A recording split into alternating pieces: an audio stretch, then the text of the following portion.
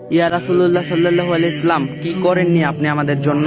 নবী হওয়ার আগে 40টা বছর একটা টোকাও পড়েনি আপনার শরীরে, আর উম্মতের কাছে কালেমা পৌঁছে দেওয়ার জন্য আপনার গা বেয়ে রক্ত বের হয়েছে আমাদের জন্য।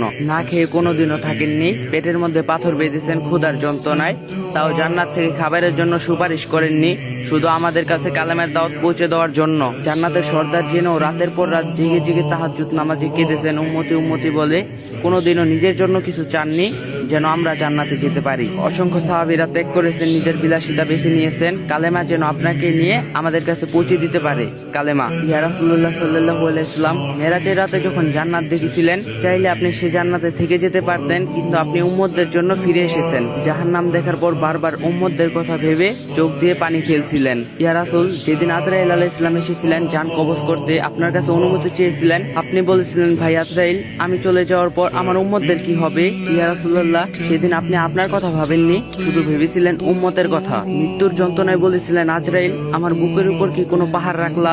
এত কষ্ট কেন হচ্ছে? আজরাইল আলাইহিস সালাম কষ্টে মুখটা অন্যদিকে ঘুরিয়ে বলেছিলেন, ইয়া রাসূলুল্লাহ, শুধু হাতটা রেখেছি। জবাবে আপনি বলেছিলেন, শুধু হাত রাখাতে এত যন্ত্রণা?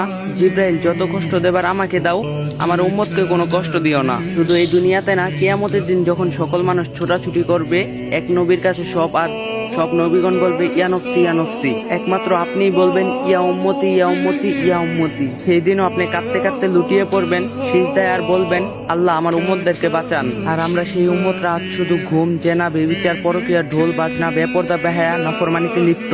ইয়া রাসূলুল্লাহ, আজ আপনার জন্য না অমুসলিম মুশরিক কাফেরদের জন্য চোখ দিয়ে পানি ফেলি, আবার তাদের কালচারও অনেক অনুসরণ করি। ইয়া রাসূলুল্লাহ, শুক্রবার একটু সময় হয় আপনার জন্য দরুদ পড়ার। আজ এই উম্মত আপনার উম্মত হওয়ার যোগ্য হলো না। প্রিয় ভাই ও বোনেরা, নিজেকে কয়েকটি প্রশ্ন করুন, আমরা এমন একজন নবীর উম্মত হয়ে কি করতাছি? যে নবী মহান আল্লাহ তাআলার বন্ধু ছিলেন, সেই নবী মৃত্যুর সময় এতটা কষ্ট পেয়েছে, তাহলে আমাদের কি অবস্থা হবে? আমরা কি কিয়ামতের দিন নবীজি সাল্লাল্লাহু আলাইহি সাল্লামের সুপারিশ পাওয়ার যোগ্য হব?